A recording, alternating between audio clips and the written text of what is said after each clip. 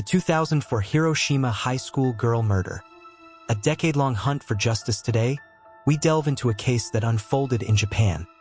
A case that would linger in the shadows of uncertainty for over a decade. A 17-year-old high school sophomore returned home after school. She went to her room to rest. Then, an unknown man broke in. The girl met a terrible fate. Sparse clues plagued the investigation from the start. For over 10 years, the case stagnated. Its impact was profound.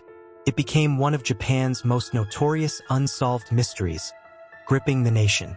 This is the 2004 Hiroshima Prefecture female high school student incident. The crime occurred in Hiroshima Prefecture, located in southwestern Honshu, Japan, bordering the Seto Inland Sea. Endowed with rich mountain and marine resources, it thrives in agriculture and fisheries, earning it the title of a microcosm of Japan. In southwestern Hiroshima lies Nenjichi, a small city and key timber port with a population of 110,000. The name holds meaning. Nen translates to 20, while the first shur refers to a market and the second to a city. Dating back to the Kamakura period, monthly markets were held here on the 20th, giving rise to its name. This is where our story takes place. Our protagonist was Satomi Kitaguchi, 17, a second-year student at Nenjichi High School. The Kitaguchi family lived in the Johiraka district of Nenjichi. Their home was a split structure, a one-story main house on the left, a two-story annex on the right, connected internally. 5 people lived there: Satomi, her parents, her grandmother, and her younger sister. Satomi's father had waited 5 years after marriage to have her, doting on her endlessly. With the addition of her sister, the family lived happily, until disaster struck one October day in 2004. What happened that day? What unspeakable horror befell Satomi?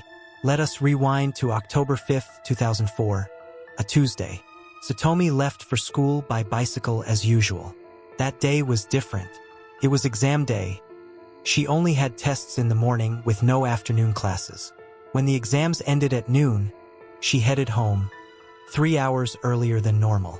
It was a work day. Few pedestrians crossed her path. By 1 p.m., she was home. Her parents were at work. Only her grandmother and younger sister were there, watching TV in the first-floor living room.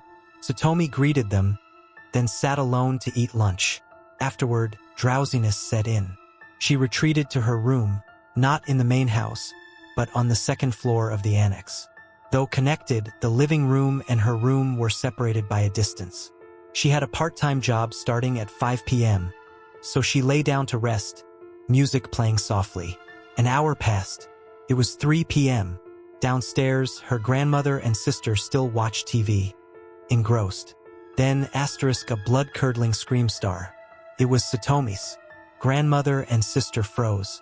They sprang up, rushing to the second floor. They reached Satomi's door. It hung ajar, unlocked. They pushed it open. Horror rooted them to the spot. Satomi lay motionless on the floor beside her bed, soaked in blood. Worse, standing over her was a stranger. He looked around 20 with short hair, a knife clutched in his hand. Panic erupted. The younger sister fled downstairs, bursting out of the house. She ran 50 meters to a nearby gardening shop, sobbing uncontrollably. "My sister's been stabbed. My sister's been stabbed," she repeated to the owner. The grandmother, trembling, turned to run. The short-haired man had startled at the door's creak. He froze for seconds. Then his grip tightened on the knife. He stabbed the grandmother 4 times in the back. She crumpled to the floor. The man fled, sprinting out of the house. Somehow, the grandmother's wounds missed vital organs. She summoned every ounce of strength to sit up, reaching for Satomi, but it was too late. Then fear for her younger granddaughter jolted her. Clutching her wounds against the pain, she stumbled back to the first-floor living room, dialed 110, and collapsed. Police responded instantly. Sirens wailed toward the scene. Officers and paramedics arrived. They found the grandmother unconscious beside the phone on the first floor and rushed her to the hospital. Upstairs, in the bedroom, Satomi lay in a pool of blood, no signs of life. An autopsy revealed 10 stab wounds. The fatal blow had pierced near her heart. There was no evidence of sexual assault. Investigators surveyed the area.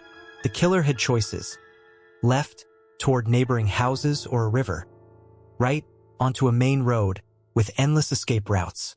A witness to his direction could have cracked the case, could have revealed if he was known to the family. They went door to door, hunting for witnesses. But it was 3 p.m. on a workday.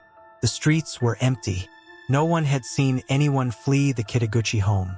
The trail went cold. Miraculously, the grandmother survived, saved by prompt medical care in the ICU. Meanwhile, forensics worked the scene. They lifted an unknown fingerprint, one that didn't match anyone in the family, likely the killer's.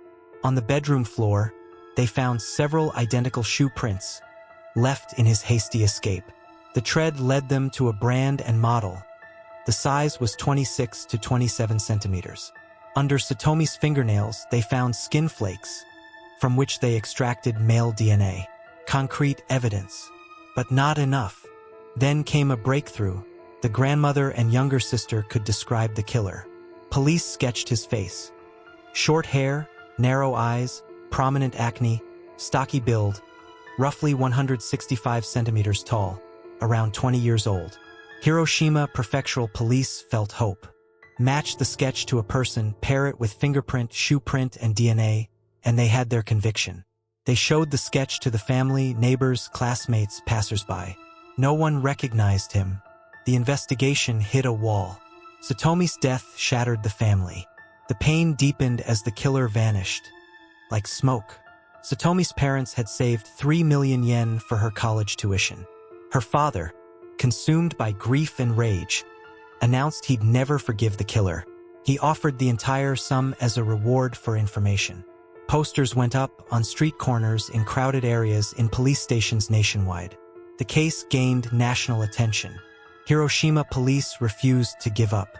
Over the next decade, they interviewed more than 40,000 people. The killer remained free.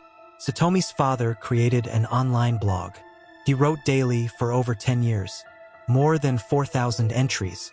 Grief, memories, case updates. A father's vigil, begging for justice. 11 years after the crime, police brought in outside help. Experts from other prefectures and a team from the U.S., the FBI's Behavioral Analysis Unit, BAU, specialists in using behavioral science to crack cold cases. The team revisited the crime scene, re-interviewed neighbors, and analyzed the case through criminal psychology. Their conclusion: the killer hadn't set out to murder Satomi. Something had snapped, pushing him to act.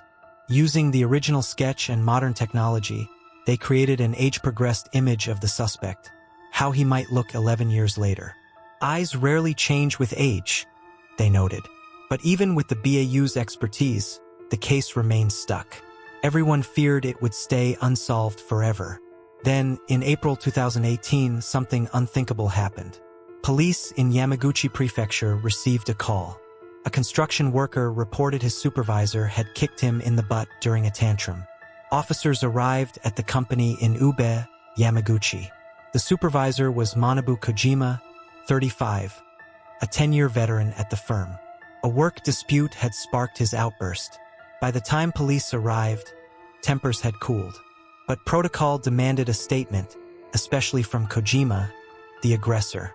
When officers moved to take his fingerprint, Kojima grew visibly anxious, fidgeting. The incident was minor, no serious harm done. The worker forgave him. Kojima gave his statement and left. But the officer who'd taken his statement couldn't shake the feeling. Something was off. He submitted Kojima's fingerprint to Yamaguchi Prefectural Police Headquarters. Days later, technicians ran the fingerprint through the national database. The system screamed. It matched the fingerprint from the 2004 Hiroshima high school girl murder. Yamaguchi Prefecture borders Hiroshima. Ube to Nenjichishire is roughly 100 kilometers. He could have done it. Kojima was 35 in 2018, 21 in 2004. The age matched the witness's description.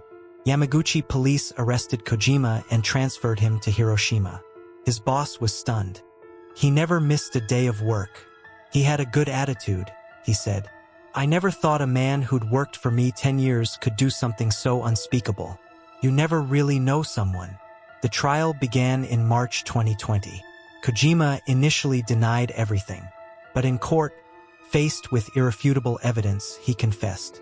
His defense argued for leniency. Kojima claimed he'd never met Satomi. In 2004, he'd ridden his motorcycle from Ube to Nenjichishire, bitter over work stress. He'd seen Satomi cycling home that afternoon. Few people around, and been overcome by lust. He followed her home, watched, then forced his way in, intent on assault. When she fought back, he flew into a rage, pulled a folding knife from his pocket, and struck. The crime stemmed from long-suppressed work pressure, the defense argued. It was a crime of passion, not premeditated murder. He didn't set out to kill her. They begged for a lighter sentence. On March 18, 2020, Hiroshima District Court delivered its verdict. Judge Masanori Yamamoto spoke. For years, the defendant evaded justice, inflicting unimaginable pain on the victim's family and poisoning society. He found Manabu Kojima guilty of murder. Sentence: life imprisonment. A decade-long nightmare ended. For Satomi's family, there was finally a flicker of solace. After the trial, Satomi's father wrote in his blog, "I'm sorry I couldn't protect you. The story closes here. Justice was late, but it came." To this day, he still updates that blog. Grief and guilt linger, but he holds on to hope to heal, hope to move forward. It's what Satomi would have wanted.